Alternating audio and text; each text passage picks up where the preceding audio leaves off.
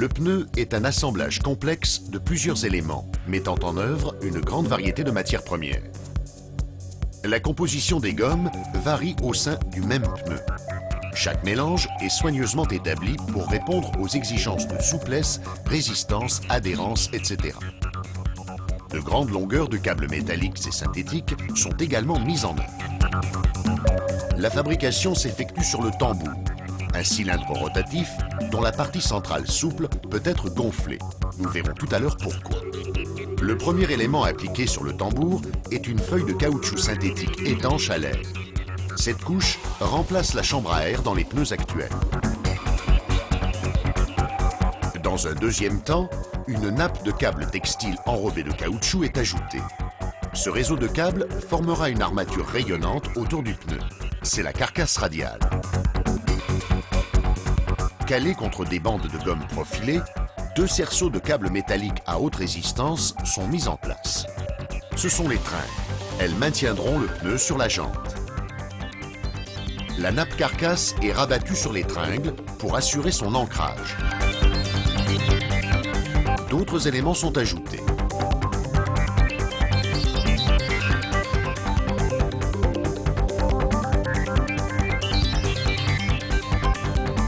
Les flancs en gomme souple et résistante protégeront le pneu des dommages latéraux.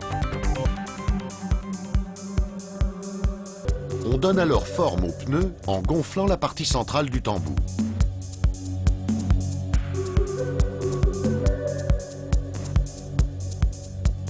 Deux nappes sont appliquées au sommet du pneu. Elles sont armées de fils métalliques disposés obliquement et forment ainsi, avec la nappe carcasse, un réseau de triangles pour limiter les déformations du pneu. Enfin, c'est la pose de la bande de roulement, la partie du pneu en contact avec le sol.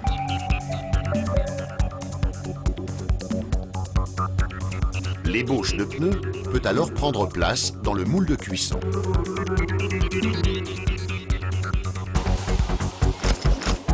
Au centre, une membrane remplie d'eau chaude sous pression repousse la matière encore malléable au fond des empreintes gravées dans le moule.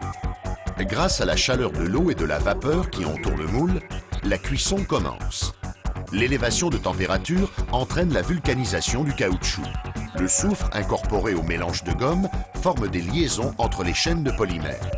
Dès lors, le caoutchouc passe de l'état plastique à l'état élastique. À la sortie du moule, le pneu a acquis sa forme et ses propriétés définitives.